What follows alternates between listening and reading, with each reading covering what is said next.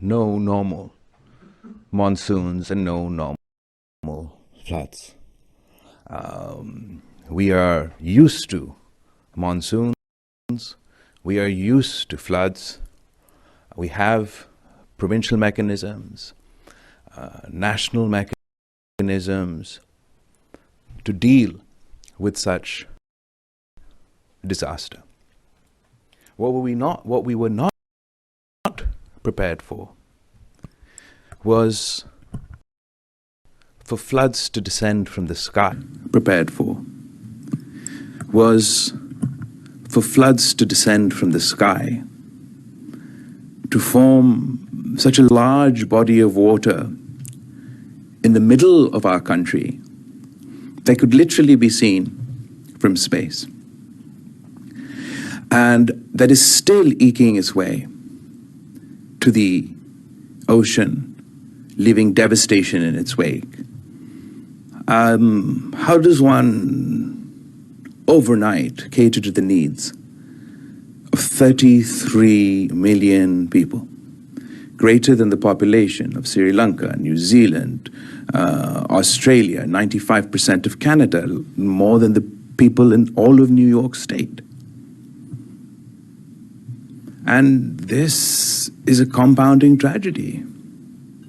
We're still in the rescue and relief phase, but we see how this is going to get a lot more difficult. Because not only do we have the immediate destruction of the floods, that, as I mentioned, 33 million people, 16 million children, 600,000 pregnant women waiting to give birth. But now with this massive body of water that'll take many months to either descend into the sea or evaporate, we're looking at, as the WHO has warned, a second catastrophe, a health catastrophe, with waterborne diseases spreading at epidemic rates and our supplies of basics like Panadol and anti-malaria medication not being able to keep up.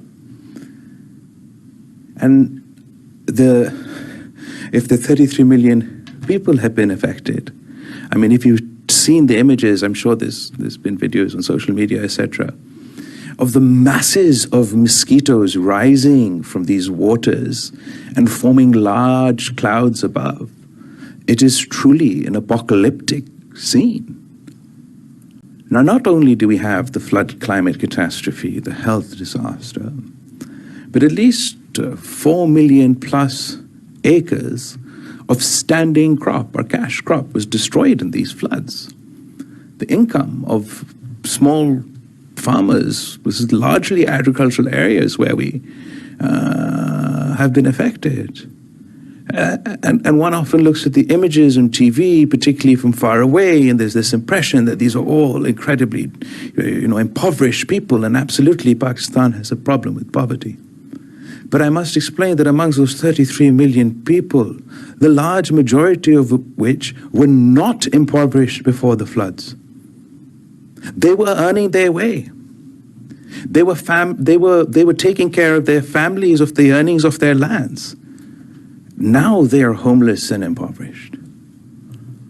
And the devastation on the standing crops mean that now we're going to face food insecurity.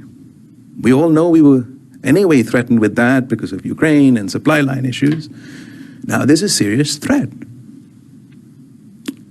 And anybody who's been following Pakistan particularly closely while all of this was happening, they'll know that we were in a very difficult, like everybody else is in a very difficult economic situation, but we were in a particularly perilous economic situation because of some decisions that had been taken in violation of IMF program that our finance minister was on record as saying Pakistan was in danger of default.